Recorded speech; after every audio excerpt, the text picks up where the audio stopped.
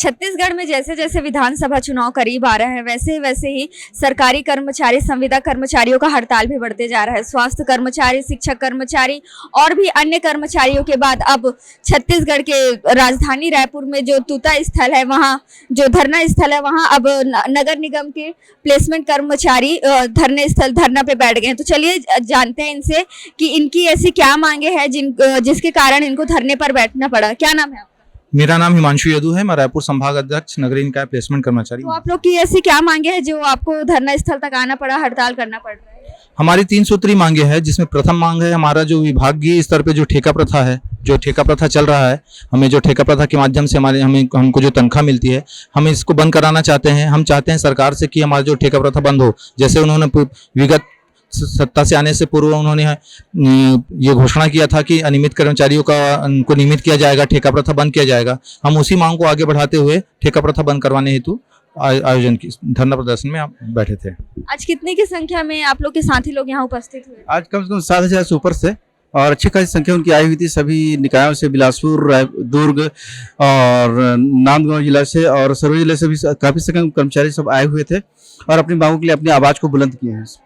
तो मतलब अभी तक आप लोग को प्रशासन की तरफ से कुछ आश्वासन मिला कि आप लोग की मांगे कहीं सुनी जा रही है या फिर कुछ उस चीज का प्रोग्रेस चल रहा है? अभी तक तो कोई आश्वासन नहीं लगा, नहीं किसी अपने प्रतिनिधि को भेजा गया है और हम लोग अभी यहाँ 3 दिन से डटे हुए थे, तो हम लोग से कोई भी शासन का प्रतिनिधि नहीं आया। हमने केवल ज्ञापन सौंप के ही अपन उसके प्रोग्राम की तीसरी कर ली है, लेकिन हमने साथ में गंगा जल और सब लेकर शपथ भी खाई कि जब तक हमारे अगर आचार संहिता से पहले हमारी मांगों को पूरी नहीं की जाती है तो हम भी वही करेंगे, जो मतलब सभी अपने मताधिकार का प्रयोग करेंगे। और हमारी संख्या 25,000 है, उसका गुणा हम 9 करते हैं तो फिर 3-4 लाख हमारे कर्मचारी होते हैं। हम जब मतदान को प्रभावित करने की क्षमता रखते हैं और हमने शपथ कहा है कि हमारे अगर मांगों को पूरा नहीं तो हमने कांग्रेस को वोट नहीं देंगे और हम अपने विवेक से फैसला करेंगे। जो हमारी मांगों को मानेगा तो हम उसकी मांगों के हम अपना समर्थन देंगे और अपने अपने घर में छिपा के कि जो भी हमारे शासन के प्रतिनिधि हमारे घरों पर ना आए, जिन्होंने मांग पूरा नहीं किया है उनको हमारे घर तरफ स्वागत नहीं होगा, उन्हें दुत्कार के भगाया जाएगा। इसमें तो आप लोग को नहीं लगता कि आप लोग जो अभी ये हड़ताल कर रहे हैं उसको कुछ समय पहले करना चाहिए था? आने वाले कुछ ही दिनों में आचार संहिता लग जाएगा, तो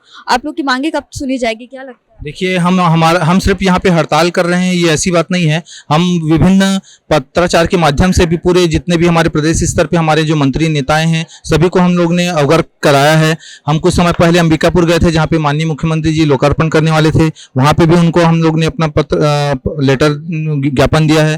फिर भी हम कंटिन्यू निरंतर लगे हुए हैं, लेकिन किसी भी प्रकार से हमें सहयोग नहीं दिया जा रहा है। तो आपको ऐसा क्यों लग रहा है कि आप लोग की मांगों को अनदेखा किया जा रहा है प्रशासन की ओर से?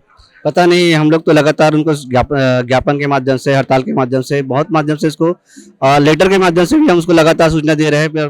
सरकार अगर नहीं चाहती तो हम इसमें हम कुछ नहीं बोल सकते, लेकिन हम अभी भी उम्मीद है हमारी कि आचार संहिता के पहले अगर कुछ घोषणा कर देती है तो हमारे लिए बहुत अच्छा होगा। मतलब आपका कहना है कि आने वाले जो विधानसभा चुनाव है, अगर सरकार आप लोग की मांगे नहीं सुनती तो उसका डायरेक्ट असर चुनाव पे? जी, मैं आपको बता दूं कि हमारे जो प्लेसमेंट कर्मचारी हैं यही ऐसे कर्मचारी हैं जो राशन कार्ड से लेकर जन्म मृत्यु तक का कार्य करते हैं। यही ऐसे कर्मचारी हैं जो अभी पूरा विधानसभा निर्वाचन कार्य को करते हैं। और हमारे जो 25,000 कर्मचारी साथी हैं वही ऐसे साथी हैं जिनके द्वारा पूरा जो विधानसभा आम नागरिकों का कार्य को किया जाता है। मतलब अभी प्रदेश भर के अलग अलग हिस्सों में आपके जितने प्लेसमेंट कर्मचारी हैं वो हड़ताल पर बैठे हुए हैं? जी, अभी हमारे जो जगदलपुर बस्तर संभाग है वहाँ पे जगदलपुर में भी आज विशेष बहुत भारी मात्रा में वहाँ पे पूरे बस्तर संभाग के साथी पहुंचे थे। अलग अलग क्षेत्रों में, अलग अलग निकायों में हमारे साथी बैठे हुए हैं। हमारा रायपुर संभाग, यहाँ 3 संभाग बैठे हुए थे, जिसमें दुर्ग संभाग, बिलासपुर संभाग के साथ रायपुर संभाग बैठे हुए थे सभी साथी। तो आप लोग को नहीं लगता कि आप लोग का जो ये प्रदर्शन चल रहा है, हड़ताल चल रहा है, उससे आम जन को काफी परेशानियों का सामना करना पड़ रहा होगा, उनकी काम रुक रही होगी सब चीजों? मैं आपको बता दूं कि जो हमारा कार्य है ये हमारा पूरा नगरीय निकाय का कार्य है, जिसमें सभी प्रकार के कार्य होते हैं। लेकिन जब सरकार ही हम ऐसे कर्मचारी, हमारी तनख्वाह कितनी है, उच्च कुशल में जो आते हैं उसकी पारिश्रमिक ही 11,200 है। मैं जो 15 साल से काम कर रहा हूँ, मेरी 12 साल के बाद में मेरी अभी वर्तमान में वार्षिक जो सैलरी है 11,200 है। मेरे 2 बच्चे हैं जिसका पालन पोषण करना मेरे लिए अब सोचने वाली बात हो रही है। अब मैं इस पारिश्रमिक में कार्य करूं तो मेरे लिए बड़ी परेशानी की बात है। तो शासन को सोचना चाहिए कि जब हम लोग इस सत्ता को ला सकते हैं 25,000 कर्मचारी, तो फिर वो समझ सकते हैं कि जब 15 साल से जो बीजेपी जुड़ी हुई थी उसको हम लोग ने इनके नाम से हटा दिया, तो फिर अब ये 5 साल की सरकार है। तो आप लोग का मतलब डायरेक्ट कहना है कि अगर आप सरकार आप लोग की मांगे नहीं सुनती है तो इसका सीधा असर विधानसभा चुनाव पर पड़ेगा। तो आप हमारे चैनल के माध्यम से सरकार तक कुछ अपना मांग या संदेश पहुंचाना चाहेंगे? हम यही पहुंचाना चाहेंगे जो हमारी 3 सूत्री मांग है कि हमारा ठेका प्रथा खत्म करते हुए निकायों में सेवाजन किया जाए और 62 साल की जॉब सुरक्षा दी जाए और जो कर्मचारी निकाले गए हैं उनको सम्मान वापस लाया जाए। और महंगाई को देखते हुए जो हमारा सैलरी बहुत कम है, जो कि हमारे साथी ने कहा कि उच्च कुशल का ही पेमेंट 11,000 है, तो कम से कम हमारा ऐसा करे कि जो कट छड़ पीएफ कट के हमको बराबर 18,000 दे उसमें। और जो सम्मान अधिक घोषणा की गई थी उसको भी हमारी तरफ से उसका लाभ भी हमें नहीं दिया जा रहा है। तो हमारी तरफ से घोर अत्याचार अन्याय किया जा रहा है, जिसका हम पूरा प्रतिकार अब चुनाव में वोट के माध्यम से सरकार को हम सबक सिखाएंगे। और कुछ कहना चाहेंगे कि आप आपकी मांगे अपनी मांगों को लेकर सरकार तक अपनी बात पहुंचाना चाहेंगे?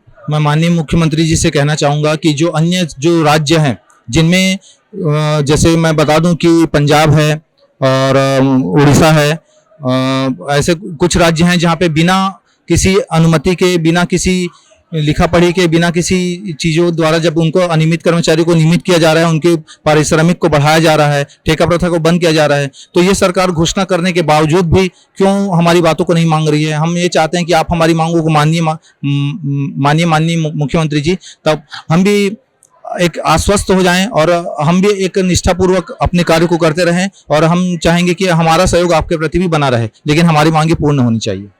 तो देखा आपने इनका सीधा कहना है कि अगर यह अपनी इनकी मांगे सरकार नहीं सुनती है तो इसका डायरेक्ट असर आने वाले विधानसभा में सभा चुनाव में पड़ेगा, क्योंकि इनका कहना है कि ये पूरे प्रदेश भर में लगभग 25,000 से ज़्यादा कर्मचारी है और उनके परिवार को मिलाया जाए तो उससे भी ज़्यादा सरकार के प्रति वोट बनता है। लेकिन अगर सरकार इनकी मांगे नहीं सुनती है तो इसका सीधा असर उनके चुनाव पर पड़ेगा और वो सरकार को इस सत्ता से हटा देंगे।